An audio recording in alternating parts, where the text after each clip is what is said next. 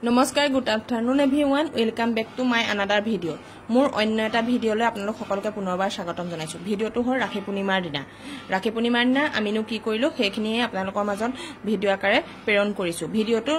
সেইদিনাই প্ৰস্তুত কৰি থৈছিলো কিন্তু ইমান ব্যস্ততা যে ভিডিঅ'টো এডিট কৰিবলৈ সময় হোৱা নাই আৰু আজি সময় সুবিধা মিলিলত আপোনালোকৰ মাজলৈ প্ৰেৰণ কৰি দিছো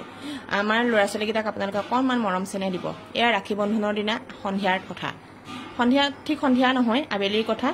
অন্যবাৰৰ দৰে এইবাৰো বায়েকহঁত আহিলে খুচালৰ ৰাখী পিন্ধাবলৈ বৰ্তমানলৈকে খুচালৰ হাত খালী হৈ আছে কাৰণ তাক স্কুলত কোনোবাই পিন্ধাম বুলি কৈছিলে কিন্তু সি হাতৰ ৰাখী নিপিন্ধিলে কাৰণ তেহেঁতৰ এক্সিবিশ্যন হৈ আছিলে সি সেইকাৰণে গিফ্ট নিয়া নহ'ল আৰু গিফ্ট নিনিয়াকৈ সি কেতিয়াও ৰাখী নিপিন্ধে বোলে আৰু এই সময়লৈ অপেক্ষা কৰি আছিলে জানিছিলে যে পূজা বাৰ তিনাবা আহিব আমিও আয়োজন অকণমান কৰি থৈছিলোঁ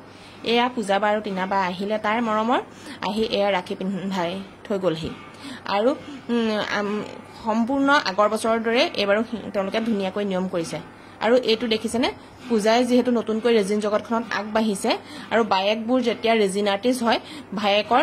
প্ৰত্যেকটো মুহূৰ্ত সাঁচি ৰাখিবলৈ চেষ্টা কৰে এয়া হ'ল 2023 চনৰ ৰাখী পিন্ধোৱাৰ দিনা মৰা ফটো আৰু এই ফটোখন ধুনীয়াকৈ ফ্ৰেম কৰি পূজাই লৈ আহিছে ইহঁতৰ সম্পৰ্কবোৰ যাতে এনেদৰে থাকে আপোনালোকে আশীৰ্বাদ